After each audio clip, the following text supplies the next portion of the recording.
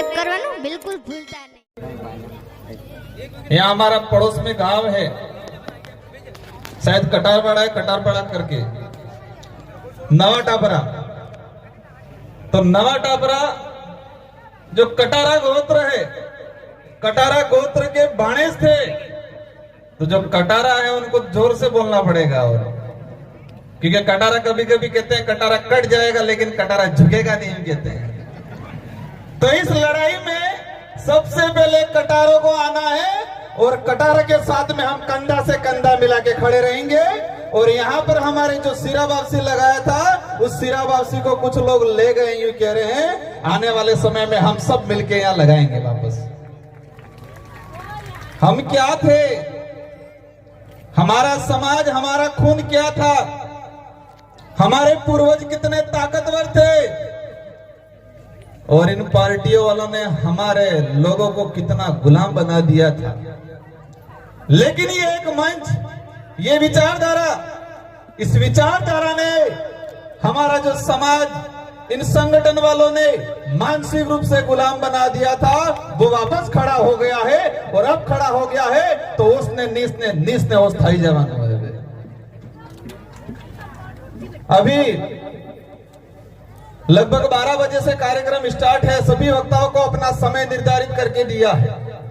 कई वक्ताओं ने अलग अलग प्रकार की बातें बताई, बहुत अच्छी अच्छी बातें बताई।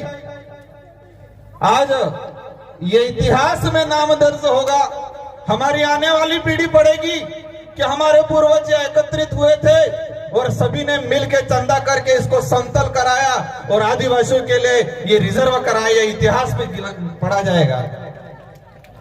अभी या कल पौधे लगाए, आज पौधे लगाए। हमने भी एक अभियान चलाया।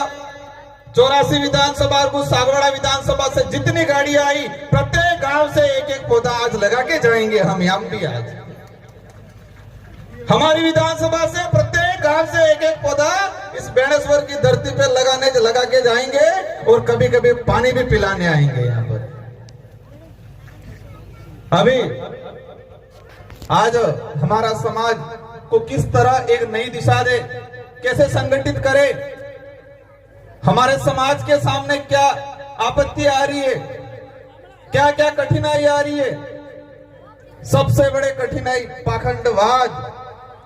पाखंडवाद को लेके हमारे कई वक्ताओं ने अपनी बात रखी। मैं एक छोटी सी बात कहूंगा,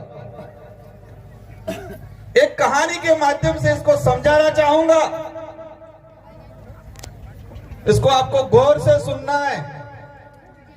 एक गुजरात के 2 बाबे थे, और वो गुजरात के 2 बाबे यूपी में एक संध्याकालीन पाठ पूजन करने गए थे।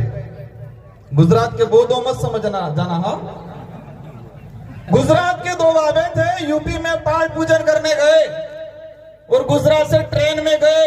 यूपी में वहां एक जिला था, वहां उतर के गांव में गए, और उनको रास्ता नहीं पता था कि वो पाठ पूजन करने जा रहे हैं। उस जगह का नाम तो पता था, लेकिन रास्ता नहीं पता था। और रास्ते में एक छोटा सा बच्चा मिल गया, और इस बच्चों को उन बाबों ने पूछा कि बेटा उस फलानी जगह जाने के लिए कौन सा रास्ता है। तो उस बच्चे ने कहा बाबा उधर से इधर जाना, उधर से उधर जाना, आगे से दाएं मुड़ जाना। तो बाबा बोला मेरे को समझ में नहीं आया। तो बच्चे ने कहा, फिर कहा इधर से उधर मुड़ जाना, उधर से उधर जाना। तो बाबा ने कहा बच्चा मेरे को इस रास्ता दिखा दे। उस बाबा ने उस बच्चे से क्या कहा कि बेटा मुझे रास्ता दिखा दे वहां जाने का। तो बेटा वो बच्चा उस बाबा को पकड़ के लेके चलने लगा, और उस बच्चे ने पूछा बाबा को कि बाबा कहां से हो। उसने कहा गुजरात से हूं, यहाँ क्या करने आए हो। तो संध्याकालीन शाम को पाठ पूजन करूंगा। तो बच्चे ने पूछा उस पाठ पूजन में क्या करोगे। तो उन्होंने कहा मैं वहां लोग आएंगे और उन लोगों को मैं स्वर्ग का रास्ता बताऊंगा। तो बच्चा जोर जोर से हंसने लगा, और फिर कहने लगा जिस बाबा को खुद का रास्ता नहीं पता है वो खाक स्वर्ग का रास्ता बताएगा। जिस बाबा को खुद का रास्ता नहीं पता है वो खाक स्वर्ग का रास्ता बताएगा। एक छोटे से बच्चे को ये बात समझ में आई, और हमारे लोग चिल्ला चिल्ला के कह रहे अभी तक किसको समझ में नहीं आ रहा ये पाखंडवाद क्या चीज है। मतलब एक बच्चे को समझ में आ गया कि जिस बाबा को खुद का रास्ता नहीं पता है वो खाक स्वर्ग का रास्ता बताएगा। मार तरफ थे કેટલો બસ કામ થઈ ગયું લાગે।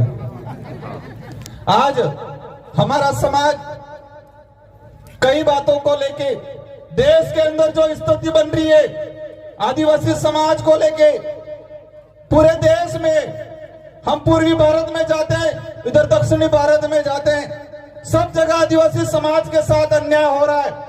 सभी राज्यों के अंदर आदिवासी समाज के रिजर्वेशन के साथ अन्याय हो रहा है। कहीं भी आदिवासी समाज के नाम से संगठन बनता है, आदिवासी की एकता की बात करता है, आदिवासियों के लिए लड़ता है, तो ये लोग क्या कहते हैं? नक्सलवाद हो। आदिवासी की एकता की बात करते ही नक्सलवाद का आरोप लगाते।